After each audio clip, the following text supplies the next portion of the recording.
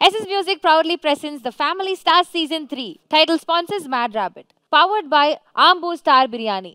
சிறியவர்கள் முதல் பெரியவர்கள் வரை விரும்பி சாப்பிடும் பிரியாணி. ஸ்பெஷல் பார்ட்னர் டெரனம் homes, the brand of trust. அது எல்லாமே அதான் அம்மாவோட பிளெஸிங்ஸ் எல்லாம் மட்டும்தான். வேறு அடுத்து என் ஒய்ஃபோட சப்போர்ட். அவங்க இன்றைக்கி வர முடியல ஒரு சின்ன இஷ்யூனால, இல்லைன்னா அவங்களும் கலந்துக்க வேண்டியதான். ஸோ அதான் அவங்க ரெண்டு பேருடைய இஷ்யூஸ். அம்மாவை நம்ம எவ்வளோத்துக்குள்ள நல்லா பார்த்துக்கிறோமோ லைஃப்பில் அடுத்தடுத்து போவோங்கிற ஒரு நம்பிக்கையில் வச்சு நான் ட்ராவல் பண்ணுறதான் அப்படியே ஒன்று ஒன்றா கொண்டு போகுது. அதாவது நாங்கள் வந்து ஒரு மாமியா மருமக அப்படிங்கிற மாதிரி இருக்க மாட்டோம். ஃப்ரெண்டு மாதிரி. சண்டையே வராதா, சண்டையே போட மாட்டிங்களா, வாக்குவாதங்களே வராதா அப்படின்லாம்னா அது ஃபேமிலியே கிடையாது என்னை பொறுத்த வரைக்கும். அப்படி தானே சின்ன சின்ன இது வரும், பேசுவோம். ஆனால் நாங்கள் மறு செகண்டே வந்து அவளும் அதை மனசில் வச்சுக்க மாட்டா, நானும் வச்சுக்க மாட்டோம். ஒரு ஃப்ரெண்ட்ஸில் நம்ம அப்படி தானே இருப்போம். ஆனால் அதுக்கு முன்னாடி 1999 மேரேஜ் ஆனதுலேருந்து கடந்து வந்த பாதைகள் நிறையா. எல்லாம் என்ன நம்ம ஃபேமிலி ஃபுல்லாக வழிகள் தான். ஆனால் அதை கடந்து அந்த தருணத்தில் வந்து நம்ம லைஃபு நம்ம பார்த்துக்கலாம். இப்போ வேலை கிடச்சிட்டு நம்ம பாட்டுக்கு நம்ம தனியாக போய் நம்மளுக்குன்னு ஒரு லைஃப்பை பார்த்துக்கலாம் அப்படின்னு நான் நினைக்கவே இல்லை. எப்படி இருந்தாலும் இவ்வளோ கஷ்டப்பட்டு வந்துட்டோம். அதே மாதிரி ரெண்டு பிள்ளைகளுக்காகவும் தான் என்னுடைய அந்த துன்பங்கள் எல்லாத்தையுமே நான் கடந்து வந்து நான் கல்யாணத்துக்கு அப்புறம் தான் எல்லாமே படித்தேன் பார்த்துக்கோங்க. ஸோ அதை சாதிச்சிருக்கேன் அப்படிங்கிறத நான் பெருமையாகவே சொல்லிக்குவேன். அழுவோம், நைட்டு ஃபுல்லாக அழுவோம். உட்காந்து 1 மணி 12 மணிக்கெலாம் கமெண்ட்ஸை பார்த்து அழுதாத நாளே கிடையாது. உட்காந்து இப்படி இருந்திருக்கோமேனு அழுதுருக்கோம் ப்ரோ, நிறைய அழுதுருக்கோம். அழுது கண்ணீரே இல்லாமல் போயிடுச்சு. அதனால தான் ஓப்பனாக சொல்லப்போனால் கண்ணீர் இல்லை இன்னும் அழுகிறதுக்கு. நமக்கு ரிலேஷன்ஸ் நமக்கு ஸ்ட்ராங்காக இருப்பாங்கன்னு நினச்சோம். பட் இந்த இஷ்யூக்கு அப்புறம் தான் ரிலேஷன்ஸ்னால் யார் அப்படிங்கிறது தெரிய வந்துச்சு. யாருமே இல்லாத மாதிரி ஆகிட்டோம். ஆனால் நான் அழுறது ஃபீல் பண்ணுறது என்னை நிறைய பேர் ட்ரோல் பண்ணியிருக்காங்க, இது பண்ணியிருக்காங்க. ஆனால் நான் வந்து சொல்லுவேன், நம்மளுடைய மனசு வந்து உண்மைக்குமே நல்லா ஸ்ட்ராங்காக இருக்கணும் அப்படின்னா நீங்கள் நல்லா அழுங்க. யார் முன்னாலேயுமா நிறைய பேர் சொல்லுவாங்க, நம்மளுடைய எதிரி முன்னால் அழுணும் அப்படின்னா அவன் வந்து கிண்டலாக நினச்சிருவான், அவன் முன்னால் அழக்கூடாது அப்படிம்பாங்க. என்னை பொறுத்த வரைக்கும் அப்படி இல்லை. எதிரியோ தனியாவோ இதோ உன்னுடைய கவலையை நீ சொல்லி ஷேர் பண்ணி அழுதி. இல்லைனா எனக்கெலாம் இருக்கிற வழிக்கு நான் இவ்வளோ தூரம் நிற்கனானே தெரியாது.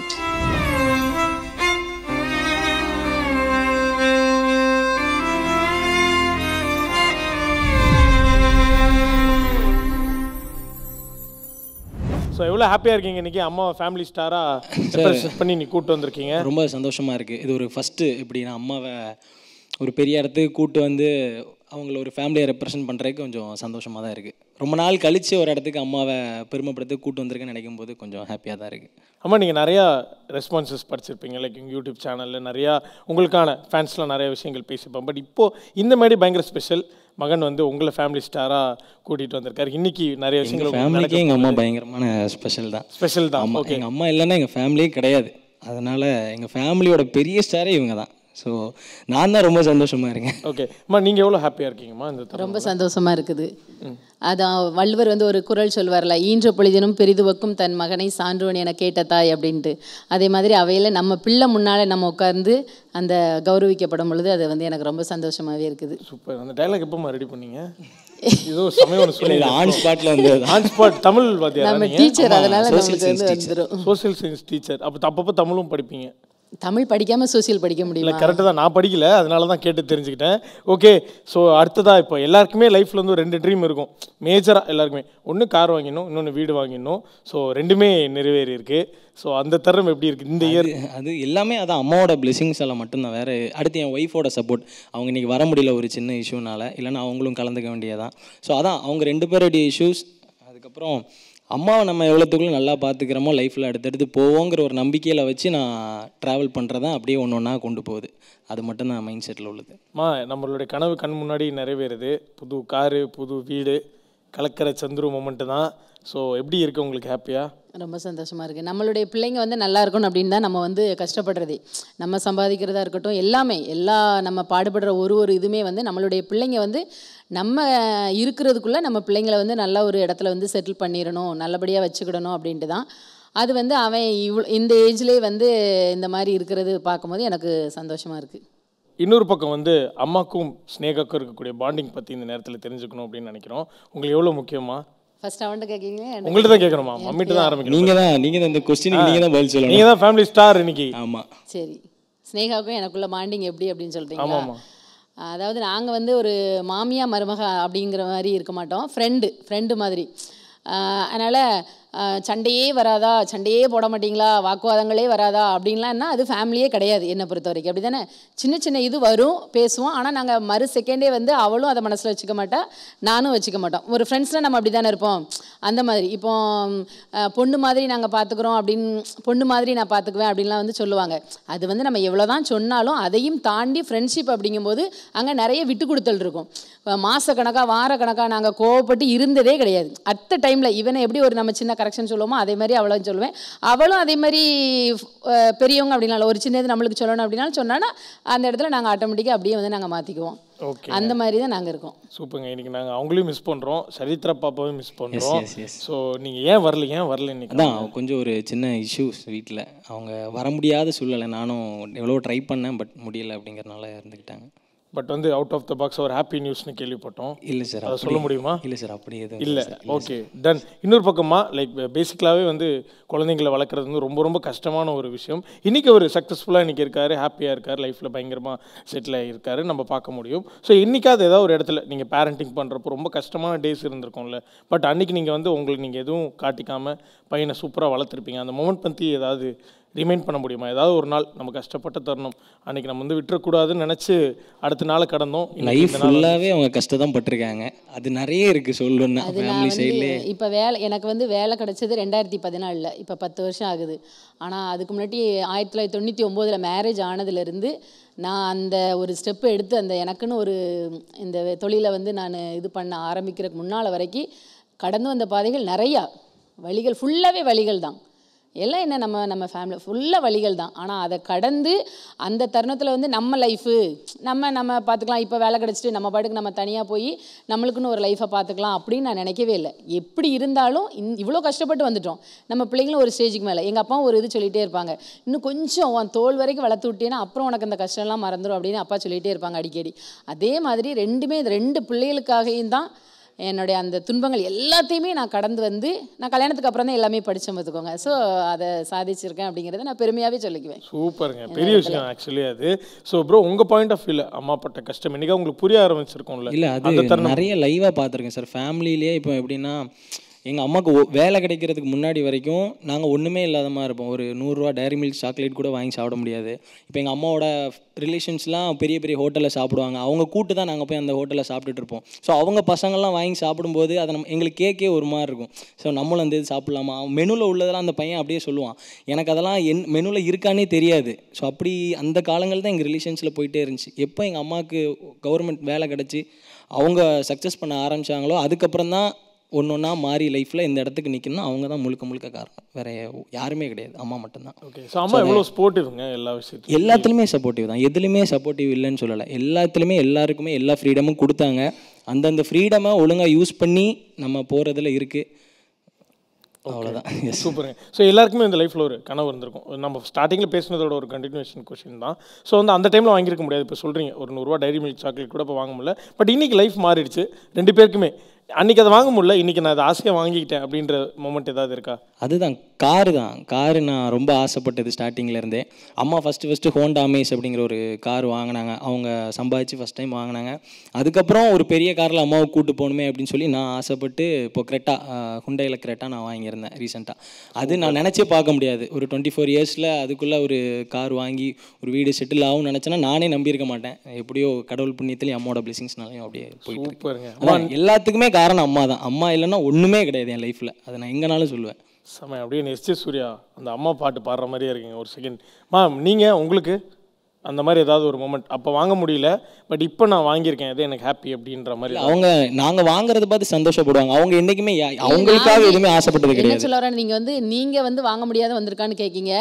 இல்லை, எனக்கு வந்து எங்கள் அப்பா வீட்டில் வந்து எல்லாமே கிடைக்க தான் செஞ்சிச்சு. அதை தான் நான் வந்து என்ன சொல்கிறேன், எங்கள் அப்பா வீட்டில் எனக்கு எல்லாமே கிடச்சிச்சு. எனக்கு அந்த டைம்லேயே அவங்க 40 பண்ணாங்க, எல்லாமே போட்டு என்னை நல்லா வசதியாக தான் நல்லா தான் கெட்டி கொடுத்தாங்க. நம்ம அந்த வந்து அதுக்கப்புறம் நம்ம வந்த இடத்துல வந்து நம்ம வழிகள் இதெல்லாம் வந்து அனுபவிச்சிருக்கோம், சரியா? அதுக்கப்புறம் நம்ம அம்மா கிட்ட, நம்ம தம்பிக்கிட்ட, நம்ம அப்பா கிட்ட வாங்குறதுங்கிறது வேறு. அப்படி தானே நம்ம பிள்ளைங்க கேட்கும் போது நம்ம ஆசைப்பட்ட, அதனால் என் பிள்ளைகளுக்கு இப்போ அவன் சொன்ன மாதிரி அந்த இது தான் ஒரு இப்போ நீங்கள் கேட்குறக்கு வேணால் எனக்கு எல்லாமே கிடைச்சாலும் நான் நினச்சிருக்கேன் தம்பி ஒய்ஃப் இது வந்து நினைக்கும் போது நம்மளுக்கு இந்த மாதிரியான காஸ்ட்லியான, ஏன்னா நான் அப்போ வந்து 1000 ரூபாய் ஃபங்க்ஷனுக்குன்னு ட்ரெஸ் எடுக்குன்னு தந்தாங்கன்னா 200 250 இந்த மாதிரி நம்ம saree எடுத்து கொடுப்போமா, அப்போ அவங்க வந்து கொஞ்சம் கிராண்டாக கட்டியிருக்கும் போது நம்மளுக்கு எடுக்க முடியலையே. ஏன்னா நல்லா தான் நம்ம அப்போ 40 பவுன் நகை போட்டு நல்லா வசதியாக தான் கட்டி கொடுத்துருக்காங்க. இருந்தாலும் நம்மளை கெட்டி கொடுத்த இடத்துல வந்து நம்மளுக்கு அதை வாங்கக்கூடிய அளவுக்கு வந்து இல்லை. ஏன் அப்படின்னா நான் ஒரு எனக்கு வாத்தியார் வீட்டுன்னு தான் கெட்டியும் கொடுத்தாங்க. நம்ம ஒரு மாற்றுத்திறனாளி சரியா. அப்படி இருக்கும்போது கொஞ்சம் வருமானம் வந்து போதிய அளவு இல்லை. நம்ம பிள்ளைக்கு வந்து கல்யாணம் முடிஞ்சால் போதும் அந்த மாதிரி அப்போ அந்த கிராமங்களில் வந்து அந்த மைண்ட் செட்டு அப்படி இருக்கிறதுனால கெட்டி கொடுத்தனால நீங்கள் வந்து நினைக்கலாம்ல ஏன் வந்து பைசா இல்லை அப்படின்னு. நல்லா வசதியாக தான் இருந்துச்சு. நம்ம கணவர்கிட்ட இருந்து நம்மகிட்ட நம்ம பிள்ளைகளுக்கு நம்ம வாங்கி கொடுக்கும்போது அது பெருமை. அது எனக்கு கிடைக்காம இருந்துச்சு. அதுக்கப்புறம் எனக்கு கிடைச்ச பிறகு அந்த என்னுடைய காசு ஒவ்வொரு காசையுமே ஃபுல்லாக பிள்ளைகளுக்கும் ஃபேமிலிக்கு மட்டும்தான் செலவு பண்ணேன். எனக்குன்னே இல்லை. நம்ம இது பண்ணாத எல்லாமே நம்ம பிள்ளைங்க வந்து இது பண்ணணும் அப்படிங்கிற இதுதான் நான் வந்து ஃபுல்லாக இது பண்ணேன். இப்பவும் வரைக்கும் நான் அப்படி தான் பண்ணிகிட்டு இருக்கேன். இப்பவும் வரைக்கும் நான் அந்த மாதிரி தான் பண்ணிகிட்டு இருக்கேன். இப்பவும் ஒரு வீடு கட்டிகிட்டு இருக்கோம். ஸோ அதுவுமே வந்து நம்ம நினச்சா வேண்டாம் இருக்கிறது போதுமே, ஏற்கனவே இப்போ பண்ணிட்டோம் வேண்டாம் அப்படின்னு விடலாம்.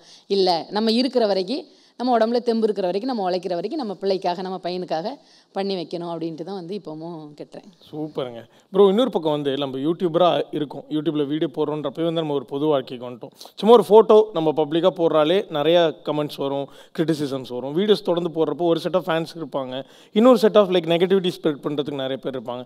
நீங்கள் நிறைய இடத்துல பிரேக்கும் ஆகிருக்கீங்க, அதை ஓவர் கம் பண்ணி இன்னைக்கு சக்சீட் ஆகி வந்திருக்கீங்க. அந்த மாதிரி நிலைமையில் அது என்ன ஒரு விஷயம் நினச்சா அது மூவ் ஆகிப்பீங்க அந்த மொமெண்ட்லேருந்து? அது ரொம்ப சிம்பிள் சார். சொன்னால் சிரிக்க தான் செய்வீங்க. இல்லை அடுத்த நாள் வந்துட்டோம்னா நான் அடுத்த வீடியோவை பார்த்துட்டு போயிடுவேன். பழைய வீடியோட கமெண்ட்ஸை பார்க்கவே மாட்டேன். அன்றைக்கி அந்த 24 hour முடிஞ்சிட்டுனா அடுத்த நான் என்ன vlog போடணும்னு தான் பார்ப்பேன். லாஸ்ட் வீடியோக்குள்ளே கமெண்ட்ஸை பார்க்கவே மாட்டேன். அது முடிஞ்சு தூங்கி எழுந்துச்சிட்டானா நான் மறந்துடுவேன். கமெண்ட்ஸ் எதுவுமே மைண்டில் இருக்காது. அதை அப்படியே கேரி ஆன் பண்ணி தான். ஆனால் சில டைம் பிரேக் டவுன் ஆகியிருக்கேன். ஏன்னா நம்ம மீடியாவில் இருக்கோன்னு நம்மளை நேரில் ஒருத்தன் எந்த வார்த்தையுமே நம்மளை போட்டு பேசிட முடியாது. பட் ஆனால் அந்த கமெண்ட்ஸில் அது முடியுது. என்ன அளவுக்குனாலும் அவங்களால பேசுகிறக்கான ரைட்ஸ் அந்த கமெண்ட்ஸில் இருக்குது. ஸோ அந்த மாதிரி வார்த்தைகள்லாம் பார்க்கும்போது நம்மளும் மனுஷன்தான், நமக்கும் வலிக்கும். ஸோ அந்த டைம்லலாம் சில பிரேக் டவுன் ஆகியிருக்கேன். அதுக்கப்புறம் ஓவர் கம் பண்ணியாச்சு. சரி நம்ம மீடியா தானே பார்த்துக்கலாம் அப்படிங்கிற மாதிரி ஓவர் கம் பண்ணி வரதான். எனி பர்டிகுலர் மூமெண்ட் ஞாபகம் இருக்கா? லைக் என்ன தான் நம்ம வந்து லைக் ஓகேவாக இருக்கும் ஸ்ட்ராங்காக இருக்கும்ன்றனாலும்? இல்லை சார், இந்த ஃபஸ்ட்டுலாம் இப்போ நாங்கள் மீடியாவில் இருக்கும்போது ஸ்டார்டிங்கில் நாங்கள் ஃபேமிலியாக இருக்கும்போது அந்த அளவுக்கு எங்களுக்கு நெகட்டிவிட்டி கிடையாது. ரீசெண்டாக இந்த இஷ்யூக்கு அப்புறம் ரொம்ப நெகட்டிவிட்டி வருது. பட் அது எதால் வருது அந்த கமெண்ட்ஸ் போட்டாலுமே எங்களை ஒரு தப்பான ஒரு ஃபேமிலி ஒரு தப்பான வேர்டு போட்டு கூப்பிடும்போது அது யாரால் வந்துச்சுன்னு நான் ஓவர் கம் பண்ணிட்டு போயிடுவேன். நம்மளால் இந்த வார்த்தை வரல நம்ம ஃபேமிலிக்கு, பண்ணவங்களே சந்தோஷமாக இருக்கும்போது நம்ம எதுக்கு அதை பெருசாக எடுத்துக்கொண்டு நான் போயிடுவேன் சார். அதுதான் மேக்ஸிமம் நடக்கிறது. ஓகே சூப்பருங்க. உங்களுக்குமா நீங்கள் இந்த மாதிரி தருணம்லாம் பார்க்குறப்போ லைக் இவர் பயங்கர ஸ்ட்ராங்காக போயிருக்கேன்ற மாதிரி சொன்னார். இவரை தாண்டி நீங்கள் ஸ்ட்ராங் அப்படின்றது நமக்கு தெரியும். ஸோ நீங்கள் அந்த மாதிரி தருணம் இந்த மாதிரி நெகட்டிவான கமெண்ட்ஸ் வரதோ இல்லை சுற்றி ஒரு ரூமர்ஸ் இருக்கோ ஒரு நெகட்டிவிட்டிஸ் இருக்கோ அதுக்கு நீங்கள் எப்படி உங்களை ரெஸ்பாண்ட் பண்ணி? ஃபுல்லாக அழுவோம் உட்காந்து 1 மணி 12 மணிக்கெலாம் கமெண்ட்ஸை பார்த்து அழுதாத நாளே கிடையாது. உட்காந்து இப்படி இருந்திருக்கோமே அழுதுருக்கோம் ப்ரோ, நிறைய அழுதுருக்கோம். அழுது கண்ணீரே இல்லாமல் போயிடுச்சு. அதனால தான் ஓப்பனாக சொல்லப்போனால் கண்ணீர் இல்லை இன்னும் அழுகிறதுக்கு. அதனால் இனிமேல் என்ன கமெண்ட்ஸ் என்ன போட்டாலும் அதெல்லாம் கண்டுக்கிறது இல்லை. நம்மளோட வே அது பார்த்து போயிட்டே இருக்கணும் தான். அழுதுருக்கோம் அவ்வளோதான். நானும் அம்மாவெலாம் நிறைய அழுதுருக்கோம். ஆனால் நேர்லலாம் வந்து யாருமே வந்து அந்த மாதிரி பேசுனது கிடையாது. இவன் சொன்ன மாதிரி இந்த இஷ்யூக்கு அப்புறமா ரிலேஷன்ஸ்லாம் வந்து நம்மகிட்ட கேட்கும்போது நீ இந்த மாதிரி பண்ணதுனால தானே இந்த மாதிரி ஆயிடுச்சு அப்படின்னு கேட்கும்போது நான் வந்து அதை நினச்சி நிறைய கூட இல்லை ப்ரோ. இப்போ நமக்கு ரிலேஷன்ஸ் நமக்கு ஸ்ட்ராங்காக இருப்பாங்கன்னு நினச்சோம். பட் இந்த இஷ்யூக்கு அப்புறம் தான் ரிலேஷன்ஸ்னால் யார் அப்படிங்கிறது தெரிய வந்துச்சு. யாருமே இல்லாத மாதிரி ஆகிட்டோம். நமக்கு அவங்க தான் இந்த டைமில் சப்போர்ட்டாக இருந்திருக்கணும். எந்த கமெண்ட்ஸோ அடுத்தவங்களை நம்ம தூர விட்டுறலாம். பட் நம்ம ரிலேஷன் நம்ம கூட நின்றுருக்கணும், வாங்க பார்த்துக்கலான்னு. பட் யார் எல்லாத்துலேயுமே இந்த இது மூலியமாக தெரிஞ்சுக்கிட்டோம். எல்லாமே ஆல் இஸ் வெல்னு சொல்கிற மாதிரி எல்லாமே நன்மைக்கு தான். யார் எப்படிங்கிறது தெரிஞ்சுக்கிட்டோம். பட் சுற்றி சப்போர்ட்டுக்கு யாருமே நிற்கலையா? இல்லை, சப்போர்ட்டுன்னா யாருமே தலையிடலை. ஏன்னா எல்லாருமே சொன்னது மீடியா வேண்டாம் அப்படின்னு தான் சொன்னாங்க. எங்கள் ஃபேமிலிக்கு வேண்டாம், மீடியாவே வேண்டாம், பசங்க போனால் அது வேறு விஷயம், பொண்ணு போகும்போது அது கொஞ்சம் இதாக இருக்கணும் அப்படிங்கிற மாதிரி சொன்னாங்க. பட் நாங்கள் நம்ம ஃபேமிலி தானே அப்படின்ட்டு இருந்தோம். அது நம்ம ஃபேமிலிங்கிறத விட நம்ம பிள்ளை அவளுடைய ஆசை இது பண்ண அப்புறம் நாங்கள் ஃபேமிலியாக இது பண்ணும்போது இப்போ நம்ம மட்டும் வாழலை அப்படி தானே. நம்ம வாழலை, நம்ம அண்ணன் தம்பி எல்லாருமே நம்மளை சுற்றி தான் இருக்காங்க. நம்மளுக்கு ஒன்றுங்கும் போது அவங்களுக்கும் அது ஒரு அசிங்கம் தான். அதனால் அவங்க பாதிக்கப்படுவாங்க. அவங்கள சொல்லியும் தப்பு கிடையாது, இருந்தாலும் அவங்களும் அது பாதிக்கப்படும் அப்படி தானே. அப்படி இருக்கும்போது தான் இந்த இது நடந்தோடனே தான் அவங்க வந்து அதிலேருந்து கொஞ்சம் அப்படியே சப்போர்ட் போய் இப்போ கொஞ்சம் ஓவர் கம் ஆகி இருக்கும் ப்ரோ. அப்படியே யாருமே ஏன்னா கண்டுக்கிறது நான் இவங்க ஃபேமிலியாக பிரகன் அவெல்லாம் டான்ஸ் ஆடும்போது நல்ல பாண்டிங் சூப்பராக இருக்குமா, அப்போல்லாம் எல்லாருமே வந்து நல்லா சந்தோஷம் தான் பட்டாங்க இருக்குது அப்படின்னு. அதே மாதிரி எங்கள் ஊர்லேயே வந்து கோல்டு ஜுவல்லரிக்கு வந்து ஆடுக்கெலாம் போயிருக்கும்போது ரொம்ப பெருமையாக ஊர் குரூப்பில் எல்லாத்துலேயும் அப்படி போட்டு அவ்வளோக்குள்ள ஒரு பெருமையாக அவ்வளோக்குள்ள பேசிட்டு எல்லாமே நல்லா தான் இருந்துச்சு. அப்பவும் என் ரிலேஷன்ஸ்லாம் என்ன சொன்னாங்க, பரவாயில்ல எல்லாமே நல்லா நீ வந்து பிள்ளையை வந்து கரெக்டாக இது பண்ணி வச்சு நல்லா இது பண்ணிகிட்டு இருக்க வச்சுக்கிட்டு இருக்க அப்படின்னு அந்த டைமில் அதான் சொன்னாங்க. வாழ்ந்தாலும் மேசும் தாழ்ந்தாலும் மேசும் சொல்லுவாங்கள்ல, அந்த இது நான் என் லைஃப்பில் கரெக்டாக உண்மைக்குமே பார்த்துட்டேன். அந்த மாதிரி இது பண்ணவங்க இந்த மாதிரி இப்படி மாறும்போது அப்படி டோட்டலாக இதாயிடுச்சு. ஓகே, பட் எல்லாம் தாண்டி எனக்கு என்ன இம்ப்ரெசிவாக இருக்குன்னா எல்லாத்துக்கும் ஒரு பழமொழி வச்சுருக்கீங்க நீங்கள். ஏதாச்சும் பழமொழி இருக்கு சீரியஸாக? ஓகே, எனக்கு ஏதாவது ஒரு லைஃப் அட்வைஸ் தெரியுங்களா இந்த மாதிரி ஏதாவது? நான் அதை வந்து கீப் அப் பண்ணிக்கிறேன் லைஃப் ஃபுல்லாக. ஏதாவது ஒரு தமிழ் எடுத்து விடுங்க. லைஃப் அட்வைஸ் எல்லா விளாக்லையும் லாஸ்ட்டில் ஒரு அட்வைஸ் கொடுங்க, ஒரு கதை சொல்லுங்க அப்படின்னு சொல்லி அந்த மாதிரி எனக்கு ஏதாவது விளாக்ஸில் ஒரு ஸ்டோரி. இல்லை நான் வந்து சொல்கிறது ஸ்ட்ராங்காக இருக்க நிறைய பேர் இப்போ என்ன நீங்கள் இந்த கேட்டிங்கல்ல நீங்கள் வந்து இது பண்ணுறீங்களான்னா, நான் அழுறது ஃபீல் பண்ணுறதை என்னை நிறைய பேர் ட்ரோல் பண்ணியிருக்காங்க இது பண்ணியிருக்காங்க. ஆனால் நான் வந்து சொல்லுவேன், நம்மளுடைய மனசு வந்து உண்மைக்குமே நல்லா ஸ்ட்ராங்காக இருக்கணும் அப்படின்னா நீங்கள் நல்லா அழுங்க. யார் முன்னாலேயுமா நிறைய பேர் சொல்லுவாங்க நம்மளுடைய எதிரி முன்னால் அழணும் அப்படின்னா அவன் வந்து கிண்டலாக நினச்சிருவான், அவன் முன்னால் அழக்கூடாது அப்படிம்பாங்க. என்னை பொறுத்த வரைக்கும் அப்படி இல்லை. எதிரியோ தனியாவோ இதோ உன்னுடைய கவலையை நீ சொல்லி ஷேர் பண்ணி எழுதி, இல்லைனா எனக்கெலாம் இருக்கிற வழிக்கு நான் இவ்வளோ தூரம் நிற்கனானே தெரியாது. ஏன்னா அவ்வளோ இடத்துல என்னையை பற்றி என்னெல்லாமோ இது பண்ணி என்னையை எப்படியாவது இது பண்ணிடணும் அப்படின்லாம் ஃபேமிலிக்குள்ளே இது பண்ணிடணும், வேலையை விட்டே காலி பண்ண முடியாது. ஆனால் அது வந்து என் தொழில் அப்படி தானே, அது தொழில், இது வந்து என்னுடைய ஃபேமிலி விஷயம். அப்படிங்கும்போது எல்லார் வீட்லேயும் எல்லா பிரச்சனையும் இருக்குது. மீடியாவில் இல்லைனாலும் அவங்களுக்கு தெரியல, எங்களுக்கு மீடியாவில் இருக்கனால தெரிஞ்சு போச்சு, அவ்வளோதான் வித்தியாசம். ஆனால் அதை கடந்து வரணும். நான் இப்போ நீங்கள் கேட்டதுனால சொல்கிறேன், ஒரு பிரச்சனை இருக்கா மனசு விட்டு அழுதுருங்க, மறுநேரம் உங்களுக்கு அவ்வளோ ரிலாக்ஸாக இருக்கும். நான் அதை தான் ஃபாலோ பண்ணிகிட்டு இருக்கேன் இப்போ வரைக்கும். Thank you ma'am. இங்கே நிறைய பிரச்சனை இருக்குது, சீக்கிரமாக நான் ஒருத்தரையும் தனித்தனியாக அரை மணி நேரம் கூப்பிட்டு போய் அழுகுறேன், ஓகேவா? ஸோ இன்னொரு அவங்கள கூட்டிகிட்டு போய் அழாதீங்க, தனியாக நீ தான் சொன்னீங்க எதிரிக்கு முன்னாடி அழுகணும்னு. சொல்கிறத பார்த்தா இப்போ நீங்கள் கேமரா முன்னாடி அழணும்னு சொல்கிறாங்கன்னு நினைக்கிறேன். ப்ரோ என் முதல் எதிரி அவன் தான், அவன் முன்னாடி தான் அழுகணும். நான் எதிரி முன்னாலன்னு இப்போ அவங்கள வச்சுட்டு அழணும்னு சொல்லலை. இப்போ வீடியோவில் வந்து இது ஃபீல் பண்ணி நம்ம போடும்போது கேமராவை பிடிச்சிட்டு எப்படிரா இப்படி அழுக வருது அப்படின்னு சொல்கிறாங்கல்ல, அது ஃபீல் பண்ணுறவங்களுக்கு மட்டும்தான் தெரியும். அதை நான் சொல்கிறேன். அப்போ நிறைய பேர் பார்க்காங்கல்ல, ஸோ அப்போ நம்ம எதிரியும் அந்த வீடியோ பார்க்க தானே செய்வான். ஆமாம், அதனால ஆன் பண்ணி வச்சுட்டு போயிடுறேன். அப்புறம் ஒரு 2 hours கழிச்சு வந்து கேஷுவலாக அழுது ரெக்கார்ட் பண்ணிக்கிறேன். ஓகே, ஸோ ப்ரோ இன்னைக்கு வந்து நீங்கள் சின்ன பையனாக பார்த்துருப்பீங்க, இப்போ வந்து பயங்கர பொறுப்பாக கல்யாணம் ஆயிடுச்சு, குழந்தை பிறந்துருச்சு. ஈவன் இல்லை, என் வீட்டில் நான் 2 பிள்ளைகளையுமே வந்து வயசுக்கு மிச்சமான மெச்சூரிட்டியாக தான் நான் வந்து வளர்த்துருக்கேன். அவர் ஒரு மாதிரி ரியாக்ஷன்லாம் பயமாக 2 பேரையுமே என்னமோ யாருமே சொல்கிறாங்க. நேரில் பார்த்தாலும் இப்போன்னு இல்லை, இந்த பிரச்சனைக்கு முன்னாடி தான் சொல்லுவாங்க, 2 பிள்ளைகளுமே உனக்கு வந்து ரொம்ப மெச்சூர்டாக இருக்காங்க அப்படிம்பாங்க. எல்லா நாட்டு நடப்புகள் அதுவே திருப்பி எனக்கு ஆப்பம் ஆகிப்போச்சு, அது வேற விதம். எல்லாத்தையுமே சொல்லி கொடுத்து எல்லாத்தையும் ஆணுக்கு ஈக்குவலாக ஆணுக்கு இதுக்கெல்லாம் பெண்ணையும் வளர்க்கணும், அந்த மாதிரி எல்லா விதத்துலையுமே நான் வந்து பிள்ளைகளுடைய இதே தான். அவங்க என்ன துறை வந்து சூஸ் பண்ணணும்னு எல்லாமே அவங்க இஷ்டத்துக்கு தான் நான் விட்டுருக்கேன். ஆனால் அப்படி விடக்கூடாதுன்னு ஒரு படிப்புன்னு இப்போ கொஞ்சம் கற்றுக்கிட்டேன், விட்டது தப்பு அப்படின்ட்டு. அப்போ லாஸ்ட் அந்த பஞ்சுக்காக வெயிட் பண்ணிருக்கேன், அது சொல்லி முடிய மாட்டீங்க நீங்கள். ஓகே, இது ஒன்று மட்டும் அது சொல்லுவாங்கல்ல, குதிரை வந்து எதுக்கு சைடில் இது பண்ணிட்டு அந்த கடிவாளத்தை வந்து கையில் வைக்கணும், பட் நான் கடிவாளத்தை வந்து கையில் வைக்க மறந்துட்டேன். நீங்கள் டெய்லி வந்து ஒரு இன்ஸ்டா ஸ்டோரி போடுங்க மேம், டெய்லி மோட்டிவேஷன் ஸ்டோரி, தினமும் ஒரு பழமொழி அப்படின்னு போட ஆரம்பிங்க. ஓகே ப்ரோ, இன்னைக்கு வந்து பயங்கர பொறுப்பாயிட்டாரு. நீங்கள் சின்ன வயசுலேருந்து பார்த்துருப்பீங்க, இன்னைக்கு அழகாக ஒரு கல்யாண வாழ்க்கை குடும்ப வாழ்க்கைன்ற மாதிரிலாம் ஆயிடுச்சு. இப்போ இவருக்கு ஒரு லைஃப் லாங் ஒரு அட்வைஸ் கொடுக்கணும்னா, ப்ரோக்கு ஒரு லைஃப் லாங் அட்வைஸ் என்ன? சிரிக்கிறாங்க இவனுங்களாம், எதுக்கு அட்வைஸ் கொடுத்துட்டு அப்படின்றாங்க, அந்த மாதிரி பார்க்குறாங்க. ஓகே, இது பண்ணு இது பண்ணாது அப்படின்ற மாதிரி ஒரு வார்னிங் கொடுக்கும். இல்லை அதான் நான் சொல்லுவேன், நான் எப்போவுமே என் மகன் விளாக்ல அடிக்கடி கேட்கும் போதும் சொல்லுவேன், பெற்றோர்கள் சொல்கிறத வந்து ஃபாலோ பண்ணுங்கள். எப்போவுமே ஃபாலோ பண்ணிங்கன்னா கண்டிப்பாக நல்லா இருப்பீங்க. நல்ல பெற்றோர் கெட்ட பெற்றோர் அப்படிலாம் எதுவுமே பார்க்காத, உனக்கு அவங்க பெற்றோர் அப்படி தானே, உன்னைய வந்து இந்த அளவுக்கு வளர்த்து விட்ருக்காங்க அப்படின்னா அவங்க பங்கு இல்லாமல் நீ இந்த அளவுக்கு வரல. ஸோ எப்போவுமே வந்து ஆனால் இவன்ட்ட ஒன்று என்னென்னா, என்கிட்ட கோவம் படுவான், இவனும் அதே மாதிரி மறு செகண்ட் பேசாமல் இருக்க மாட்டான். இப்போ லைட்டாக கோமா வராது, இப்போ லைட்டாக கோமா தான் இருக்குது. திட்டி விட்டுருமா ப்ரோ? வேணாம் ப்ரோ, ஃபேமிலி ஸ்டார்னு கூட்டு வந்து திட்டுவீங்களா நீங்கள்?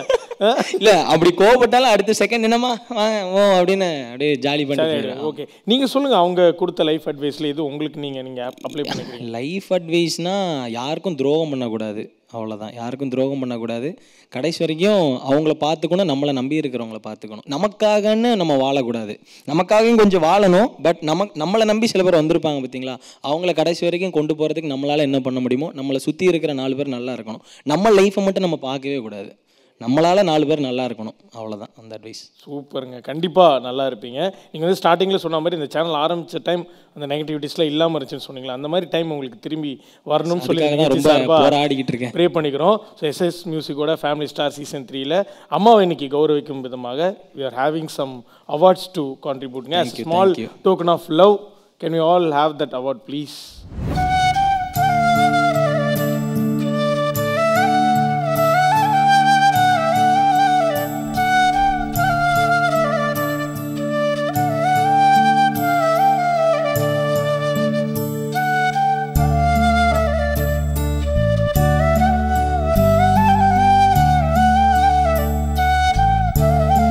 SS Music proudly presents the Family Stars Season 3. Title sponsors Mad Rabbit. Powered by Ambu Star Biryani.